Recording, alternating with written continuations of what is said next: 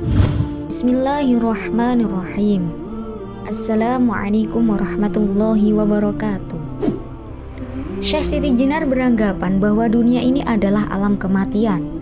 Maka, manusia yang hidup di dunia bersifat mayat atau bangkai. Kehidupan di dunia sekarang ini bukanlah kehidupan yang sejati, karena masih akan dihampiri oleh kematian. Sedangkan hidup sejati adalah kehidupan yang sudah tidak tersentuh lagi oleh kematian. Hidup sejati adalah kehidupan yang tidak lagi menumpang pada badan wadah yang bisa rusak atau musnah. Kehidupan sejati tidak membutuhkan pemenuhan nafsu-nafsu badaniah. Lalu, seperti apakah konsep kematian yang sebenarnya menurut Syekh Siti Jenar? Sebelum lanjut, support channel ini dulu ya dengan cara tekan tombol subscribe di bawah video ini. Mari bersama kita kembangkan syiar Islam.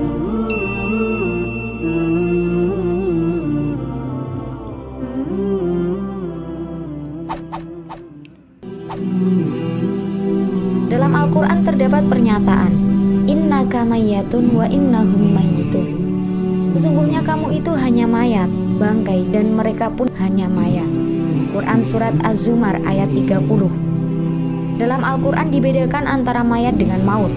Maut bermakna kematian, sedang mayat adalah benda yang mengalami kematian alias bangkai. Kata mayat juga terdapat dalam Quran Surat Al-Mu'minun ayat 15 yang artinya, kemudian setelah itu sesungguhnya kamu pasti mati. Dan juga dalam Quran Surat As-Saffat ayat 58 yang artinya, maka apakah kita tidak akan mati? Intinya sama. Penekanan sifat mati atau sebagai mayat atau bangkai, itu semua adalah penyandangan sifat kehidupan dan kematian manusia di dunia. Syekh Siti Jenar menuturkan bahwa hayyun daimun la yamutu abadan. Hidup itu bersifat daim, kekal selamanya, tidak pernah ada kematian. Inilah hakikat hidup. Allah sendiri menyandang nama Al-Hayyu. Roh manusia berasal dari kehidupan yang hakiki dan akan kembali kepada kehidupan hakiki. Namun, di dunia ini, zat hidup memerlukan awak atau ahlab atau wadah yang bersifat bangkai sesuai duniawi. Maka, ia akan menempati bangkai sesuai sarana persemayamannya. Syekh Siti Jenar menandaskan bahwa kullu alamin maujudun. Seperti alam ada eksistensinya.